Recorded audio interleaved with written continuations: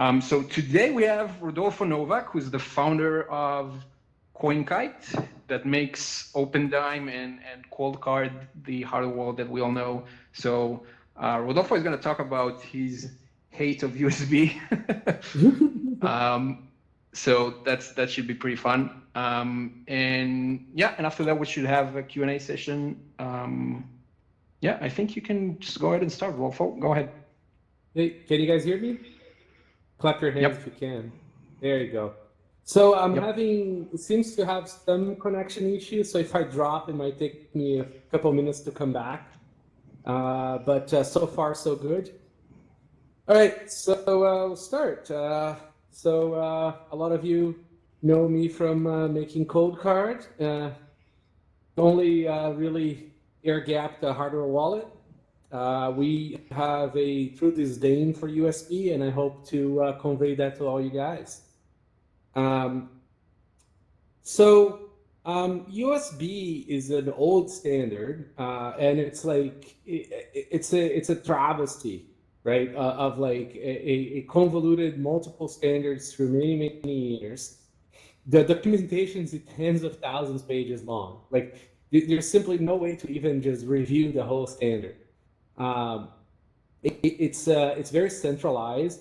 For you to get a vendor ID, you have to go through the registration body. It's been evolving and sort of like never really had parts that ossify, didn't ossify. So it's essentially a legacy on top of a legacy protocols. It's quite bad. Everything goes through the same port and the same hubs in the same system, right?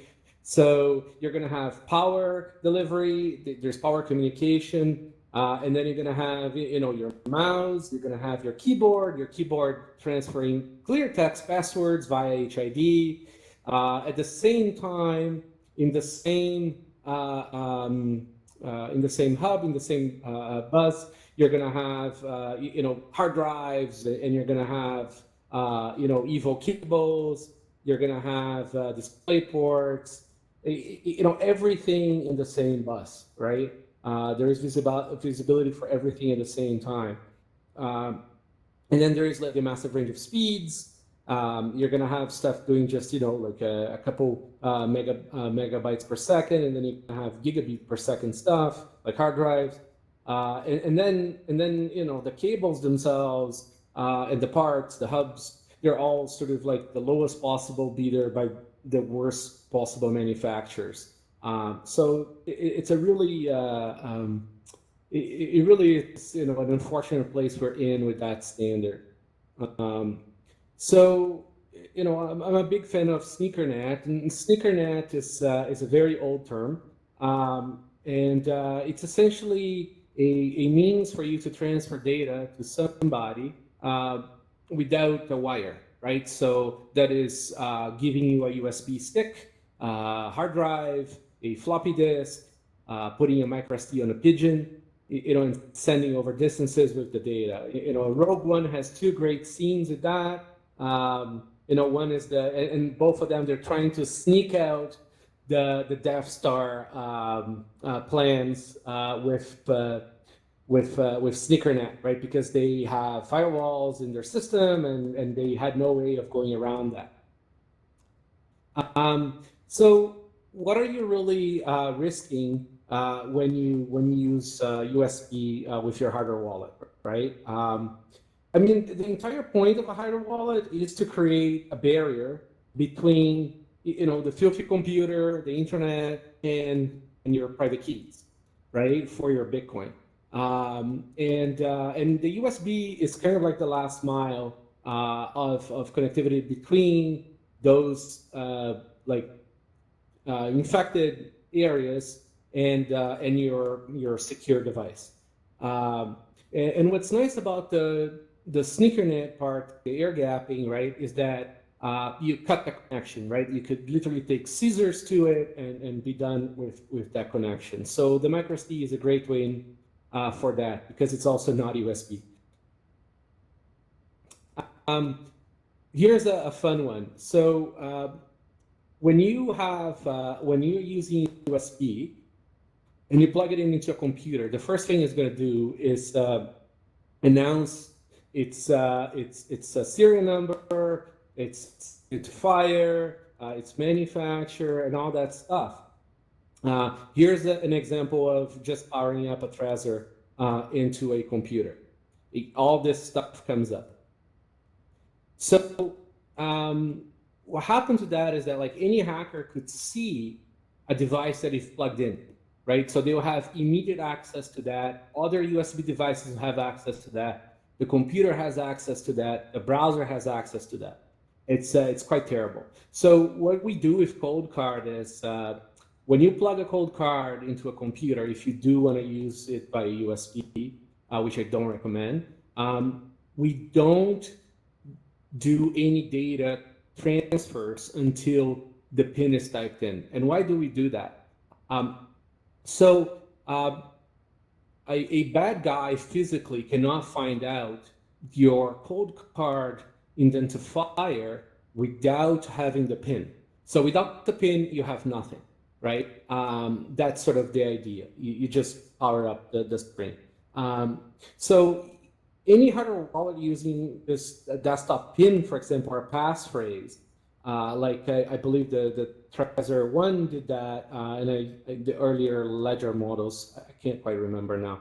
But anyways, if you're using a desktop to transfer the PIN or to type in your passphrase into the hardware wallet, you're exposing its existence to the whole world, and it's quite bad. A bad guy can now knows you have it and can come back to hit you with the $5 wrench, and you don't really have plausible deniability anymore, right? So let's say you have 2-3 hardware wallets, and each of them has one of them has your real HODL is hidden, and then you have 2 more that are honeypots, right? What's the problem with that is now a bad guy that had access to your computer knows you have 3, not just 2. So they'll keep on beating you until you provide the third one. That's part of the issue there. And then we have the web USB, which is an even worse standard, right? I mean, it's like should never have existed.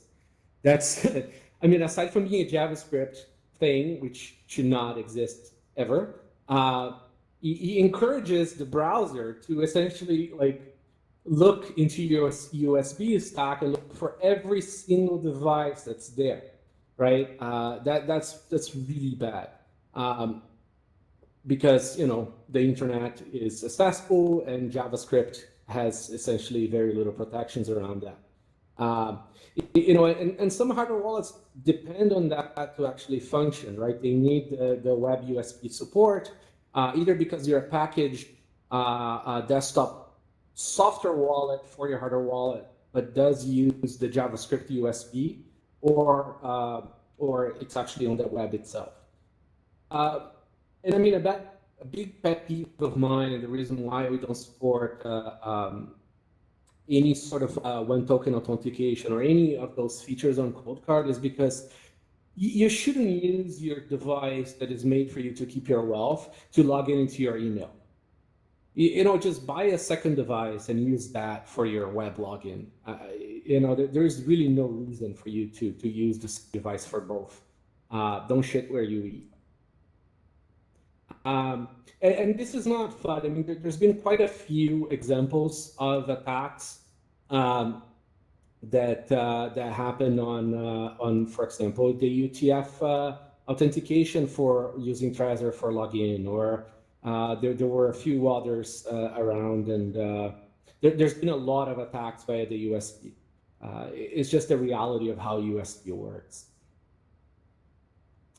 And then we come into transaction privacy, right? So, the data coming over the USB is defined by the hardware wallet vendor, and most hardware wallet vendors reveal the transaction details on their protocols. They include, you're paying all the TXOs, sometimes even all your UTXO, sometimes your XPub. So essentially you could you could dox your whole stash. And then there's they're even worse. They'll do stuff, in plain text, which now, essentially you're giving up your privacy because of the USB connection. I haven't. The last I checked, Trans still unencrypted, and they have an issue open to add encryption from 2018. I don't know what's going on with that. I think the worst offender was Bitbox. They were using 4-digit numeric PIN to encrypt, to scramble, really, the USB encryption. And you would just take 0 seconds to find out your PIN via USB, which is pretty unacceptable. The way we've done it is we have the code card protocol is AES-256 encrypted in CTR mode. This is per session. The private key is 32 bytes. It uses, Diffie-Hellman protocol, and it's verified by your XPub. So essentially what that means is that nobody can really impersonate a code card because we are using your XPub as the master secret, and in order to have that information, you'd have to have access to the coins in the first place anyways. And of course, we're not sharing any of that private key information. That's just for calculating the secret. Every single byte is encrypted. It's the encryption starts, so it's end-to-end encryption. There is no metadata, and it's just essentially a wrapper for the whole communication between the code card and the computer, if you do choose to use it via USB, which I still don't recommend, even though it's encrypted. Now, USB sniffing and attacks are sort of like it's a whole thriving industry, right? You can sort of go into different levels on how this works. One is modify the wallet, so modify Bitcoin Core or Electrum to be bad, right? So you can have it do nefarious things like change addresses or whatever without the user knowing, because say they downloaded a Electrum off of a bad server and didn't come from source or didn't verify the signatures. And then you can have a compromise of the USB device driver. So your Trezor or your Ledger device driver could be compromised. And then you could also have a virtual machine doing all kinds of changes to the data that's going in and out between the software wallet and the hardware wallet. And then the best sort of easiest ones is like really the evil cables, the bad cables. There's whole industries of giving you essentially a processor inside a USB cable that looks exactly like a factory cable that's like factory bought, right? And those will even have radios like Wi-Fi so that you can remote exploit that connection. So then the next level attack really there is the USB traffic, changing the traffic on the fly. So you could change, say, the change outputs or some other transaction detail to directly steal the money. Say if the user doesn't verify those, they will be signing a transaction that doesn't go where they think it's going. And then unlike the way we do it, some of these hardware wallet vendors, they'll be essentially, they are susceptible to each of these attacks, actually all of them. And it's one big reason why we chose PSBT. So watch out for this proprietary mashup of protocols like protobufs and JSON on how this hardware wallets talk to the computer. We really think that PSBT is much more, it's a much more robust, superior protocol, and it's nice and open, it's been reviewed, it's a bit.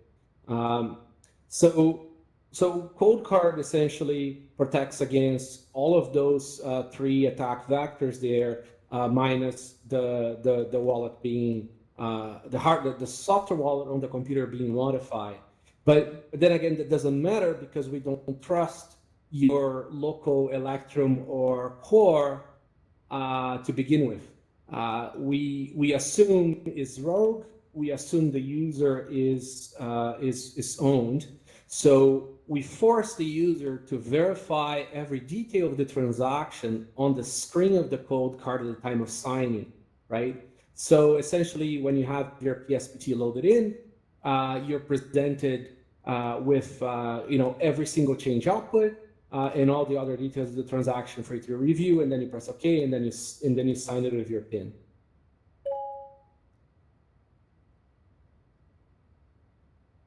What's the solution for getting out of this hell of USD?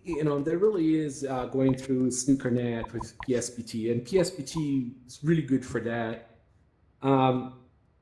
So essentially, you create a unsigned transaction on your Electrum or Core on the computer, and then instead of sending it to your hardware wallet via USB, you put it in a micro SD card.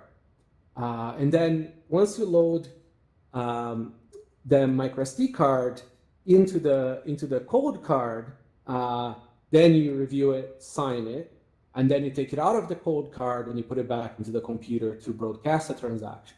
What's nice about that is now you have no physical connection between the cold card and any on device. That segregation is really nice. You can do that in a more secure environment that has no radio connection.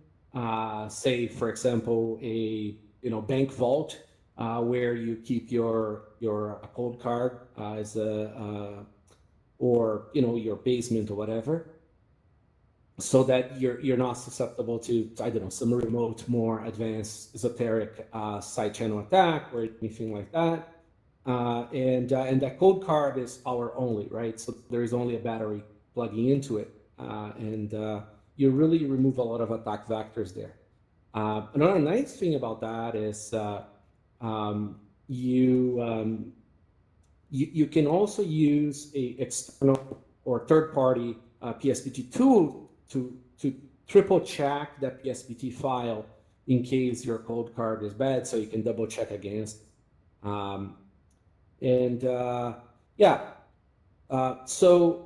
So what's sort of like the next level of paranoia you can go to is you can use a one computer and two micro SD cards, and for that you'd have your first computer send.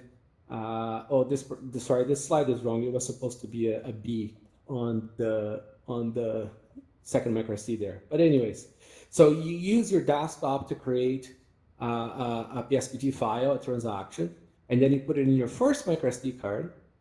You load that into your cold card that's cold. You sign the transaction, and then you use a secondary micro SD card to take that signed transaction into back to the computer so that you can broadcast. What's nice about that is if you have a compromised micro SD, you've removed that out of the equation there. You can randomly buy those. Now, for the second one, you can use two micro SDs and two computers. This is like how I prefer to use it. So you have a desktop that you use for your transaction creation, right? And then you use a micro SD to shuffle the information from that one into your cold card. That's how you sign it. And then from cold card, you use a secondary micro SD that you load into another computer, normally say like your extra full node. And that's the computer, that secondary computer is one you only use for broadcasting transactions. It doesn't really know even your wallet. So you're less exposed that way. And then if you want really full privacy and you don't want to be concerned about anybody transactions, you can always destroy the microSDs if erasing it is not enough for you. And if you might destroy a lot of microSD cards, do buy them from us. We do sell them.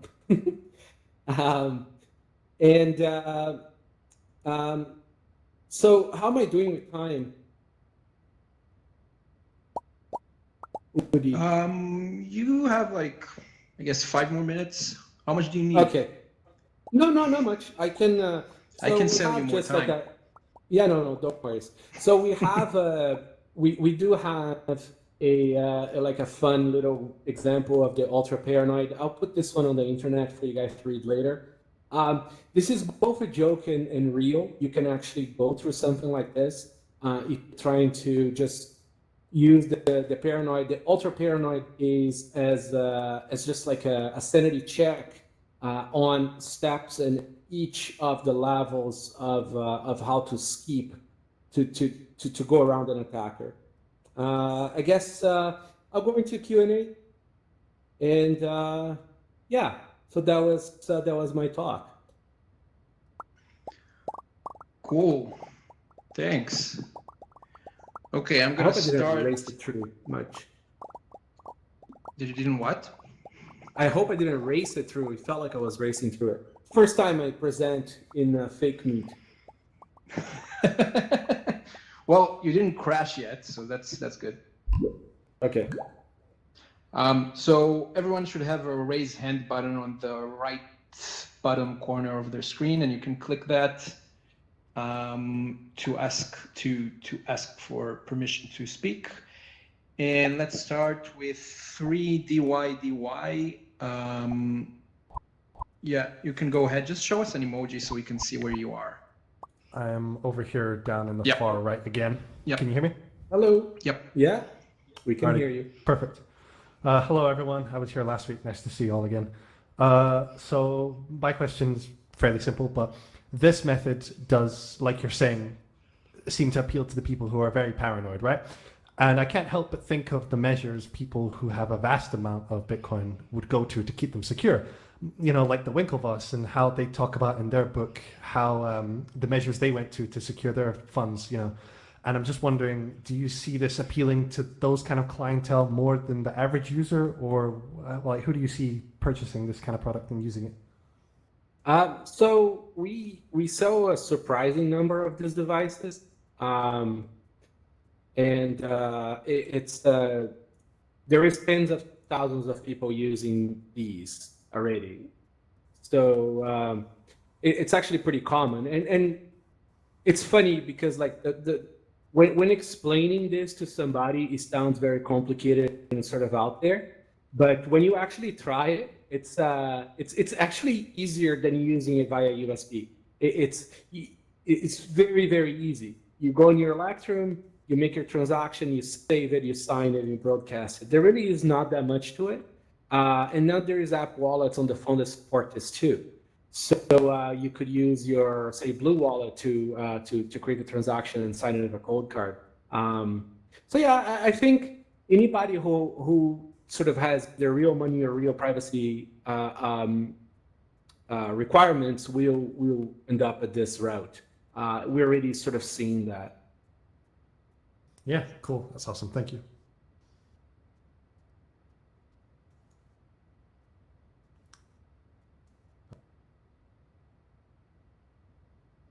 Hello, MZ here. I'm here over here. My question is, I think the most critical thing is generating your master private key. And I really like the feature using dice to generate the private key on the code card. Do you have any advice which dice to use, or can you use just a random dice and keep to yourself that this dice is used, or any other recommendations or tips? So yeah, so I don't know if everybody heard it, but his question is about which dice to use when you're generating private keys on a code card. We support dice throws, right? I am not very concerned about biased dice because the amount of entropy there is already quite ridiculous. So and you can keep on throwing dice, right? You don't have to stop at at say 99, where you're getting I can't remember how many bits of entropy there. I think it's 128, but you can keep on going, right? So you can get casino dices on Amazon or really any gaming store. They will sell those, and those are very, very good. You can also buy different brands of crappier dices that are biased. And just because now you have different types of biases, you might sort of already add some different entropy there.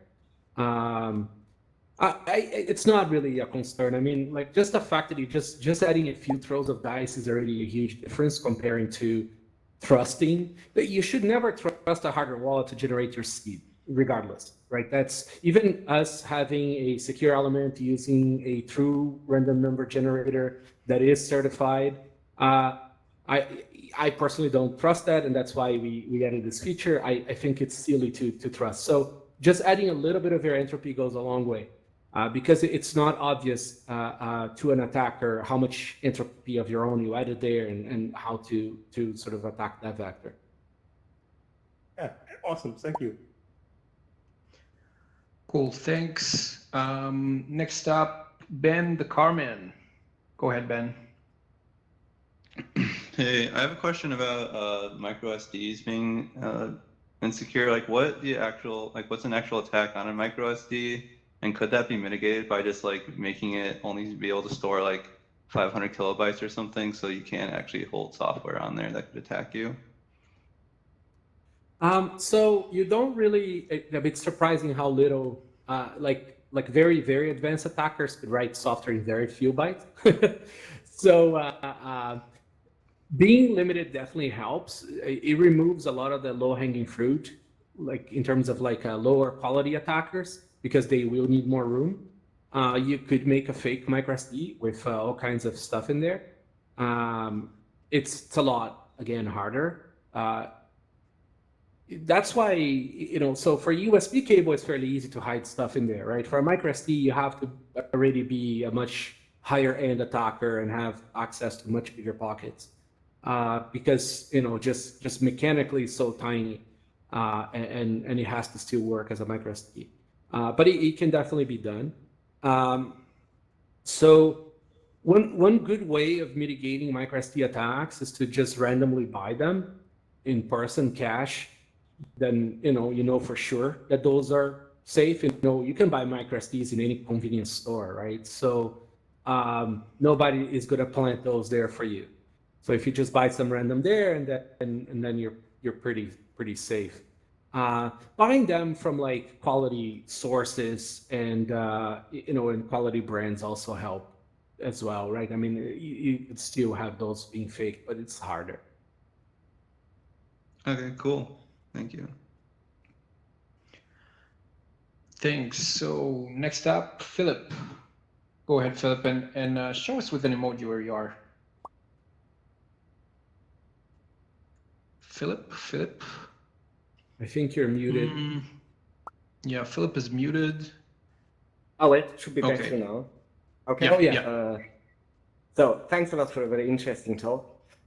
We've been talking a lot about previous years, so I want to know if you could point out some pitfalls, some failures or some errors a user could make, because Coinkite is known to be a quite complicated wallet, and I think that's unjustified somehow. I think there are no really deadly pitfalls for a user that he can lose coins, or are there any? Where do you have to be especially careful? I guess, I mean, like in the early days when we first launched the product, there were, say, less heuristics and checks on PSPTs, but we have taken all those in and sort of, we have improved the product now. It's like third generation to sort of help mitigate like a user mistake. And I guess like there is no perfect solution really, right? Our philosophy is to empower the user to sort of be smart, right? So we add all the advanced features. We try to help the noobs as much as we can. But at the end of the day, there is no substitute for a user to verify his own transaction before he signs it, right? Because the software can be owned in all the stack, right? It could be us, it could be Cable, it could be the software wallet on the computer. So really, the best thing and the only thing that can be done at the end of the day, so people don't screw themselves either by mistake or by attackers, is to review their transactions. And we put a lot of effort into making that as sort of like as simple and as straightforward as possible with the most amount of detail. So I guess that's sort of like the best answer I have for that. It's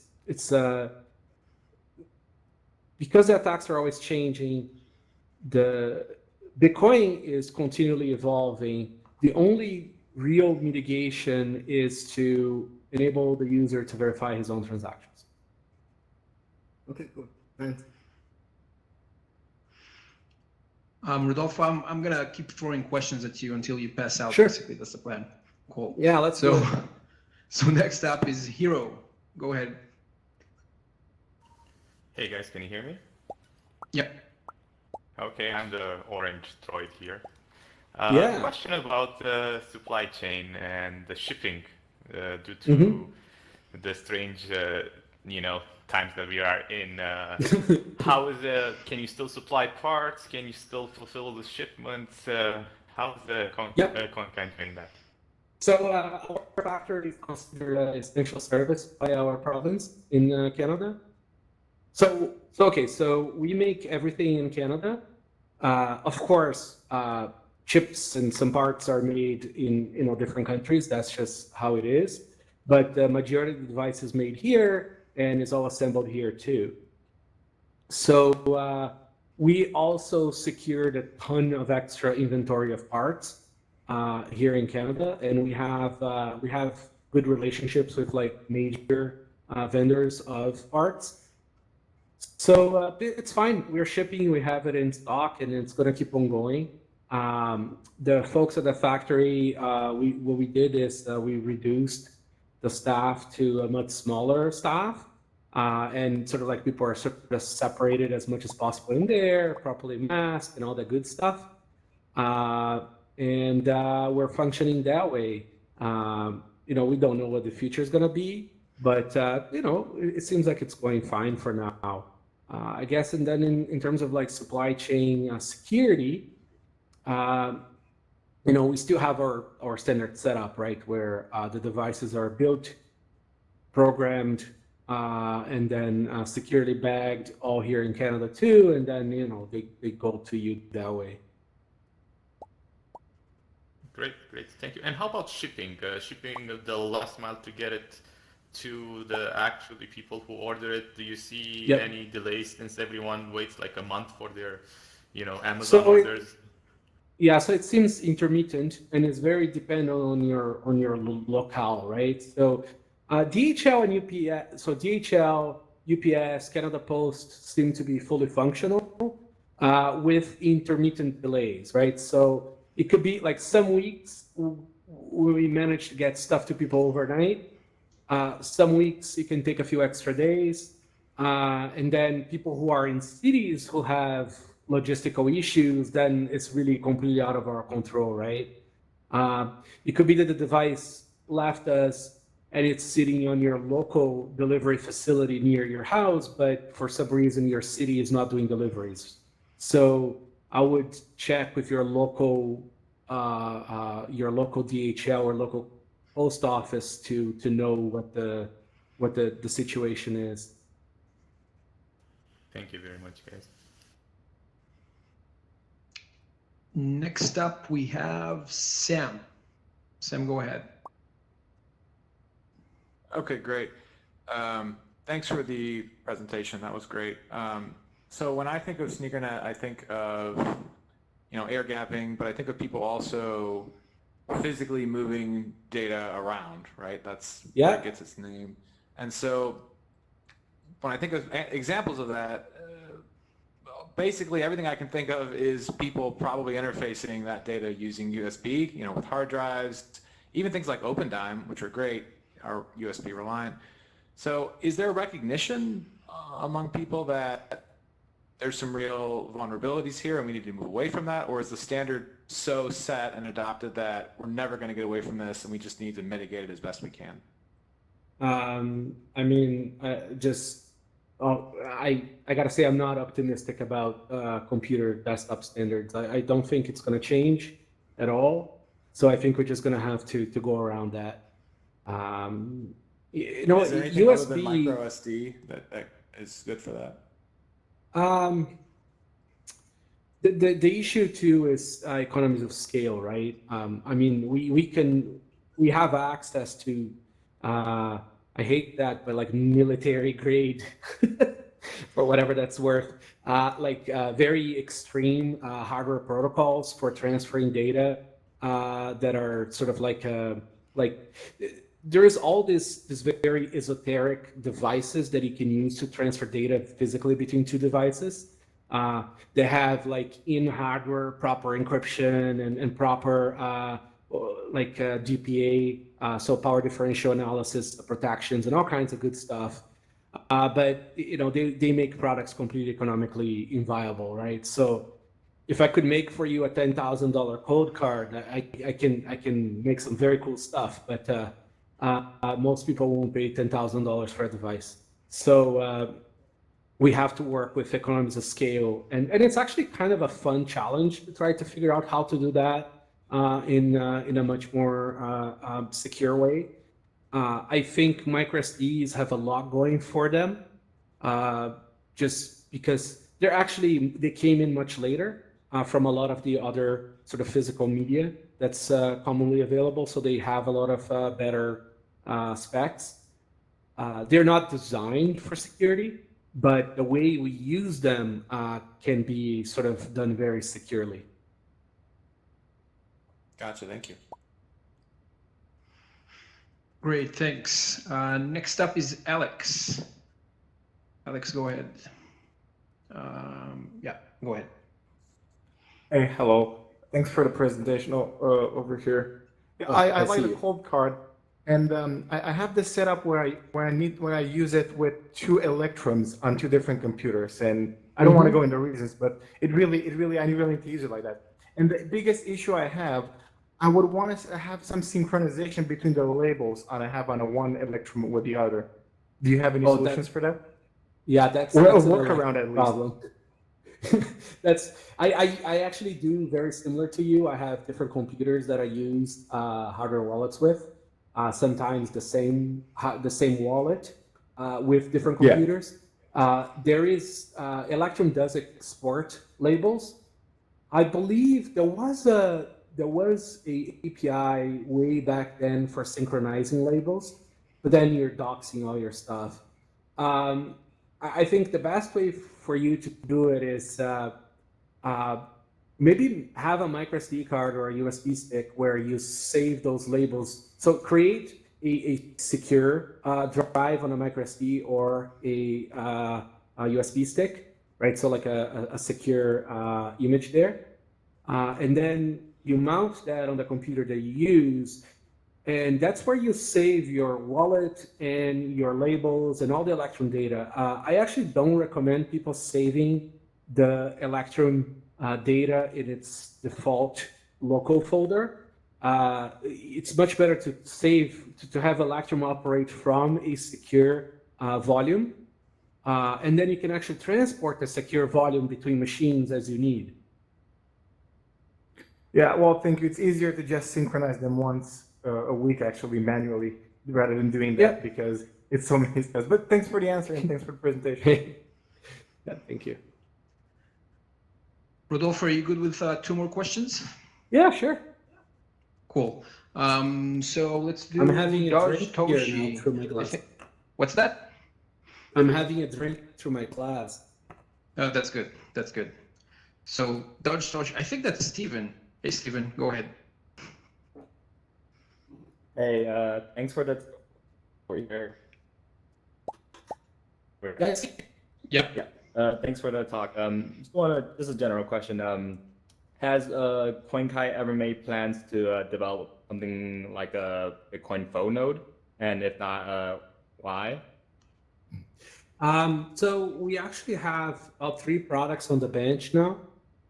I've been wanting to make a full node for, I don't know, about 8 years now, like a product full node, but it's not going to happen because I despise Raspberry Pis, and I cannot economically make a full node that would satisfy like the way I want a full node to be. So I don't have the economies of scale yet to make that reasonably. So I'll leave that for now. But we do have a few other devices that we are working on. We're just they're not ready to ship per se, just because we're still trying to figure out like the economics of them. But they would be devices that would have some connection to either an SPV network or a or RPC through, you know, say over Tor to your own node or something like that. So the device itself wouldn't have a full node, but you would have access to a full node via some connection. Yeah, so that's sort of where we are at with those state chain aware devices. Great, thank you. Cool. I'll take one last question from De-Evolution. Go ahead.